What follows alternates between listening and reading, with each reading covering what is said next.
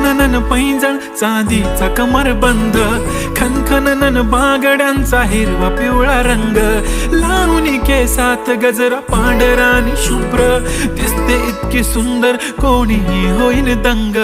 काळी बिंदी काळी कुर्ती घालून आली ती, बोलली अहो भेटाना नदीच्या काठीशी, होले होले आली ती माझ्या पाठीशी, बोलली अहो भेटाना नदीच्या काठीशी.